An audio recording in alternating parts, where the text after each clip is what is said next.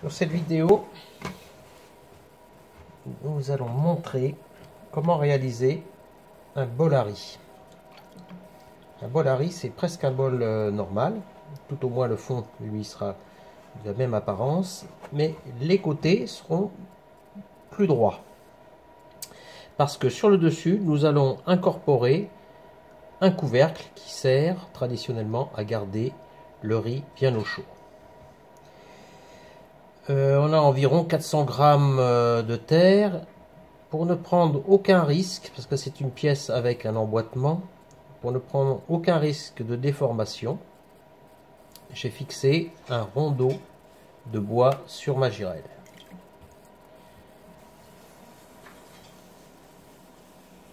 Donc après le centrage, on va percer. C'est quand même un bol qui est un petit peu plus ouvert que le bol traditionnel. Donc, je peux déjà faire le fond comme ça.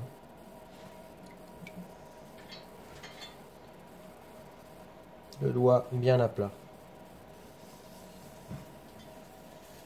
On envoie une pression par-dessous. Ça fait monter la terre tout seul. Il n'y a rien besoin de faire.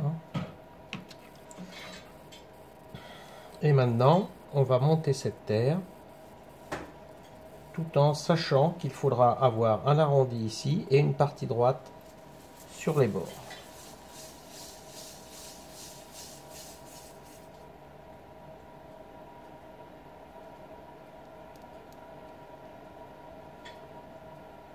Alors on est vraiment obligé de s'appliquer sur ce tournage-là. Vous avez dû remarquer, si vous avez vu d'autres vidéos, comme le houdou par exemple, on s'applique pas vraiment. S'il y a un petit décentrement, ça chahute un tout petit peu, c'est pas bien grave en fin de cuisson, et pour l'utilisation de l'objet, ça n'a pas trop d'importance. Mais là, il va falloir s'appliquer. Si déjà cette partie-là tourne mal, c'est pas la peine. On gardera pas la pièce et on recommencera.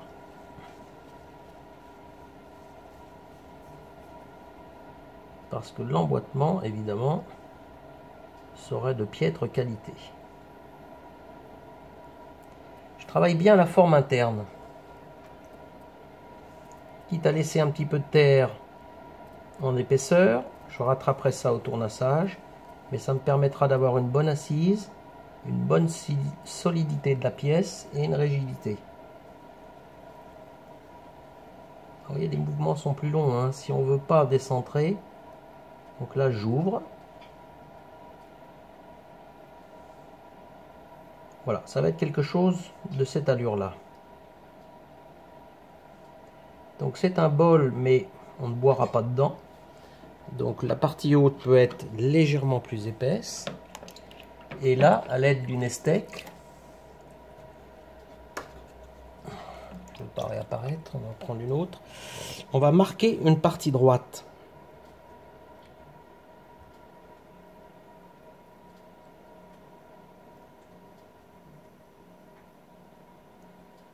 Ça ne pose pas vraiment de problème, hein. Ça c'est un geste tout bête, hein. On applique une estèque ici et il y a une pression du doigt qui vient à l'intérieur.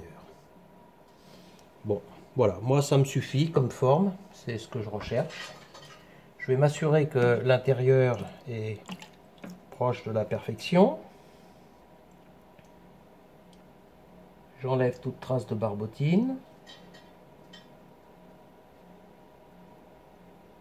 Je fais très attention quand je présente l'éponge de ne pas saccager la pièce, parce que des fois des mouvements brusques comme ça, et hop, il n'y a plus de pièce. Je regarde le fond, mais je ne vais pas trop m'en occuper. Je regarde juste un petit peu, on a de la marge, tout va bien.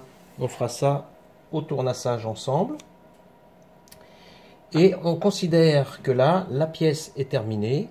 On va la laisser se raffermir et on va s'occuper maintenant de faire le couvercle.